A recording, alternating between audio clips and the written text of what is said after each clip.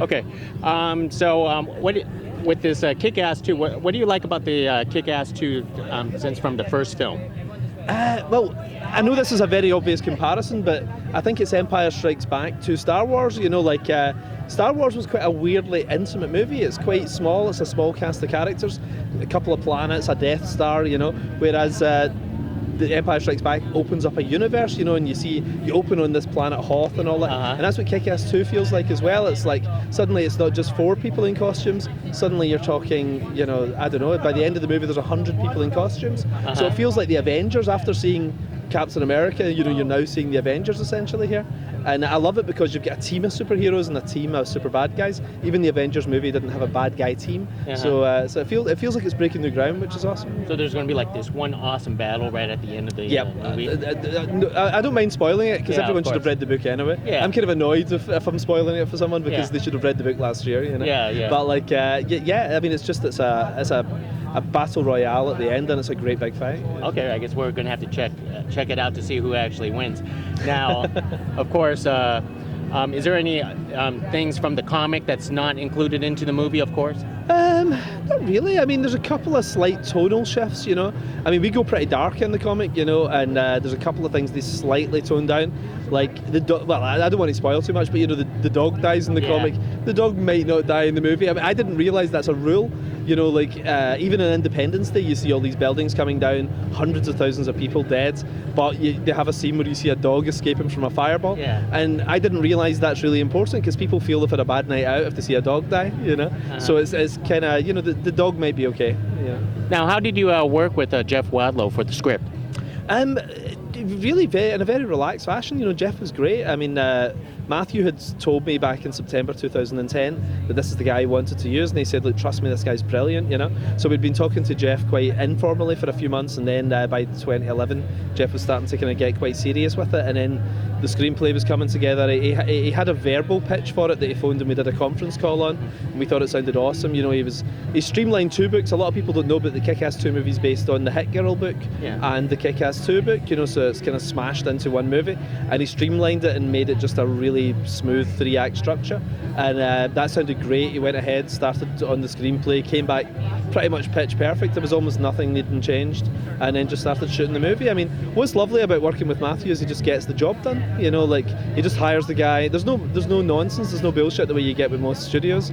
It's just like finds the right guy, gets him to do the job, makes the movie, it comes out, it's awesome.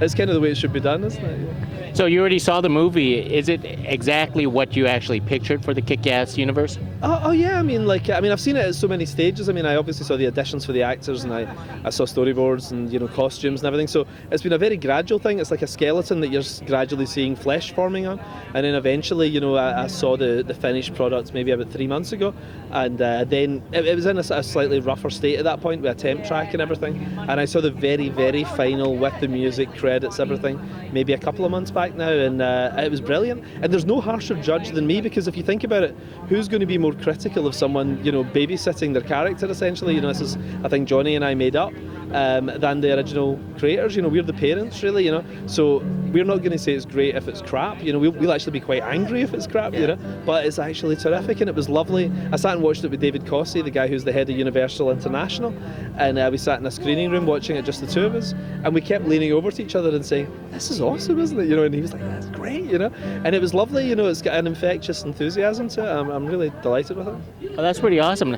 Now, one of the topics that everyone is talking about is actor Jim Carrey with the violence and all this kind of stuff. Obviously, he did apologize since then. But what are your feelings? What did he overreact, or did we the media overreact, or everybody?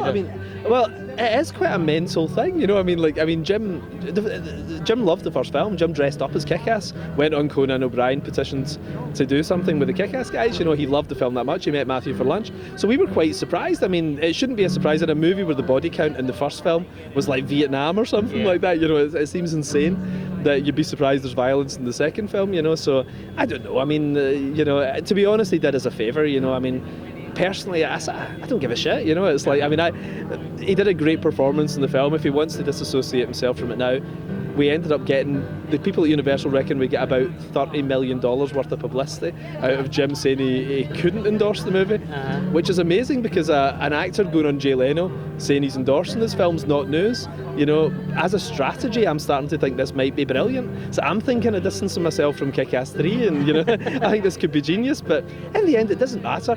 I think it's crazy for him, you know, I think ironically, we're talking about guns, I think he shot himself in the foot because it's the best performance I think he's done in 10 years. I think it's my favourite movie of his since maybe The Truman Show, you know. I think he did a brilliant job in it. He comes very close to stealing the film, you know, so like, it's crazy, you know, but, you know, in the end, all that matters is the product, and you know he did a terrific job. Yeah. And as an audience, I was mesmerised. And even in the editing room, I remember sitting watching his stuff, and we were all looking at each other like, "This is fantastic." So it seems weird that his best movie in forever, you know, he's not behind. So we're definitely going to see a Kick-Ass 3. I'd be surprised if we didn't. You know, I mean, if you think about it, these movies are cheap as chips. I mean, these cost a seventh of what Iron Man costs or something like that. You know, I mean, they're only $28 million, which is a lot of money to us, but in cinematic terms, it's not a huge amount of cash.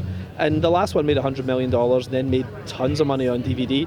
So we were able to get a sequel, and the tracking for this says that it's going to go really big. You know, we should do really well. So unless some catastrophe happens and maybe I don't know, the weather's too nice and people don't go to the cinema or something, you know, I'd imagine we'll have Kick-Ass 3. And Kick-Ass 3 is the end. I'm buggering off after that. Like, I've been doing this since 2006. I've always had a plan to end it with Kick-Ass 3.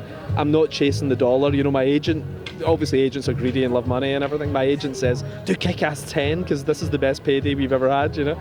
And I was like, no, but it feels right to end it with 3. Let's go out when people are still liking it, you know, instead of going off when you know, it's past its sell-by date. So yeah, fingers crossed, you know, we get to make the third one, and then I'm going to take a year off after it and just drink. Is my a lot of drinking. Well, so that means it sounds like you definitely want to see a Kick-Ass 3, but how about a Hit Girl spin-off?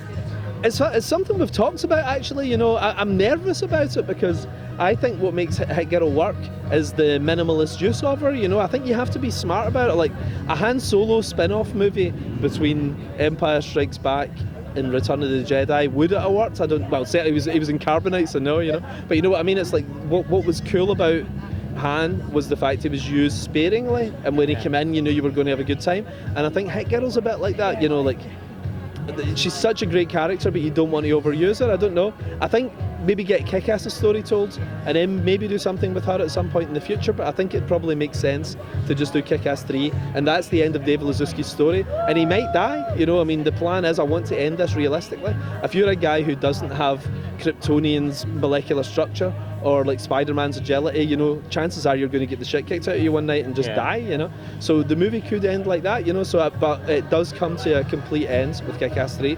Where Hit Girl goes from there, I don't know, but I think I'm going to be doing other stuff for a while, so it won't be anytime soon. Okay. Do you have any updates of something like Wanted 2 or The Secret Service? Wanted 2 is a funny one because Wanted 2 is like the most successful thing I've ever been involved in. Sorry, Wanted 1, you know. Like, it cost 70 million, it made 350 back. So Universal are like, let's do the sequel, and then they're like, oh shit, we killed Angelina Jolie, you know. Yeah. So they've been trying to find some way, and it's always been on the brink of happening, you know, for a few years. But then they've actually gone back to two brilliant guys, the guys who wrote the screenplay in the first one, like Brandt and Haas, and they did 310 to Yuma, and they do Chicago Fire now and everything, and they've handed in a screenplay that's great, you know. So we'll see. I mean, Timur says he'd like to do it as his next film. James McAvoy is contractually obliged, he can't get out of it. It's perfect, you know. So like we'll see. I mean, I'd like to see it happen, you know. The next thing for us though is Secret Service.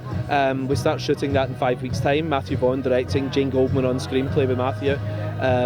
Really excited about that with Michael Caine, Colin Firth. Set in Britain, that means we don't have to go too far away on the plane and everything. That's perfect. We want to stay at home as much as possible, so that seems a good way to spend the next 6 months. Okay, well, I appreciate you doing this interview for us from Latino-Review. I've just been standing around on my own. It's nice having